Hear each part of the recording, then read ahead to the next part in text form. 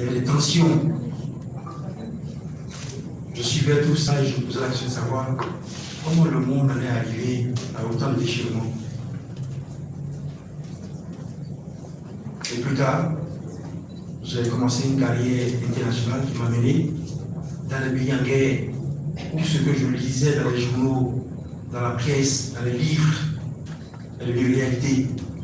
À ce moment, je ne lisais plus, mais je voyais les ports déchirés, déchiquetés, je voyais les impacts de guerre dans les pays qui avaient connu la richesse, la fraternité, l'amour, l'abondance, l'opulence, mais qui étaient totalement effondrés. Et j'ai vu pratiquement tous ces pays, je n'en revenais pas. Je me posais la question de savoir quelle est cette violence dans le cœur qui faisait autant de déchirement. J'étais parti d'une Côte d'Ivoire relativement en paix et je comparais la vie dans ces pays à mon pays d'où je venais. Et je questionnais la foi religieuse. Qu'a fait Dieu pour que nous soyons longtemps déchirés? Qu'avons-nous fait à Dieu pour qu'il n'y ait plus la possibilité pour les communautés de vivre ensemble? Et j'ai travaillé dans ces pays, aidant à la reconstruction, mais assistant aussi à les débâcles, échouant dans les projets de construire la maison communautaire. Et puis je suis entré en Côte d'Ivoire en 2014. Et je pensais que je reposais. Et je vois dans mon pays des déchirements, j'ai vu des images de la guerre de 2010-2011, des images atroces. Je suis revenu trouver la Côte d'Ivoire totalement déchirée. Ce que je voyais ailleurs, qui modifiait à l'étranger, je suis venu trouver ça sur ma propre terre, dans ma propre famille, chez mes propres frères. J'ai vu un pays totalement divisé. J'ai commencé à travailler au ministère de l'Intérieur, ensuite dans les fonctions de préfet, et aujourd'hui en tant qu'association, je sillonne les villages, j'entends ces vendettas, ces vengeances, ces appels à la mort, au déchirement, partout où je passe. Je viens d'arriver de l'ouest de la Côte d'Ivoire, j'ai entendu des choses, j'ai vu des choses. Et la question est donc, quel espoir? La fraternité humaine est-elle encore possible?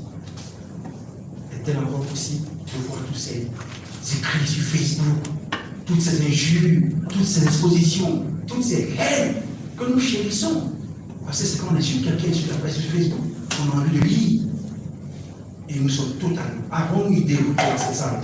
Est-ce que vous avez idée de la main de colère, cette accumulation de frustration, de haine qu'on a, les communautés les unes envers les autres?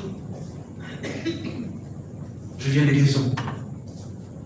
C'est une sous-préfecture de Djokoui, où, pour un chapeau arraché, deux communautés, deux jeunes qui se parlent comme ça arrive tout le temps, comme ça arrive même ici aussi avec les étudiants, et qui arrachent le chapeau de son ami, qui fuit avec. Et le chapeau arraché devient maintenant affrontement de communautés de jeunes. Un qui prend un coup, qui tombe dans le coma. Le temps qu'il arrive à l'hôpital, d'un mois, il décède. Et puis affrontement de communauté. 8 morts pour un chapeau. Le chapeau n'est que prétexte à toute la crise, la haine qui pouvait, et dont nous avons été témoins passifs. Oh, c'est pas grave, ça va aller, on sait comment régler. Oh, le chef en maîtrise, calmez-vous, il n'y a pas de problème. On ferme les yeux sur les crises graves, sur ce qu'il y a qui nous oppose, et on se contente du maquillage superficiel. Oh, ça va, on a parlé hier. D'ailleurs, on a fait une commune ensemble, on a parlé la vie ensemble. Mais c'est faux. La fraternité humaine est totalement mise en cause. Faut-il croire? Malheureusement. Heureusement. Oui, il faut croire en la fraternité. Sinon, nous ne serons pas là, musulmans, chrétiens, tous, dans cette salle, avec des hautes autorités telles que le nonce apostolique présent lui-même dans une salle ici, tels que tous les membres du clergé, tels que tous les chefs de juridiction. Il faut croire, sinon le monde n'existe plus. Si on ne peut pas partir une fraternité, il n'y aura plus de développement, il n'y aura plus de vie, il n'y aura plus d'amour, il n'y aura plus de paix, il n'y aura plus de création, il n'y aura plus d'amusement, il n'y aura plus rien si nous ne croyons pas. Et cette foi dans la fraternité se construit, elle est possible. Et c'est ce à quoi nous devons nous atteler. On n'a pas besoin d'avoir des projets, de grands discours, de grandes caresses. La fraternité, c'est d'abord celui qui a construit. C'est d'abord pour ceux, les riches, votre servant, votre boy, c'est ça la fraternité, c'est aller au-delà de vous-même, votre chauffeur. C'est pour vous, votre frère, votre collègue de bureau. Juste un petit mot à côté. On ne vous demande même pas de grands pamphlets dithyrambiques pour professer votre amour. On vous demande juste de dire bonjour.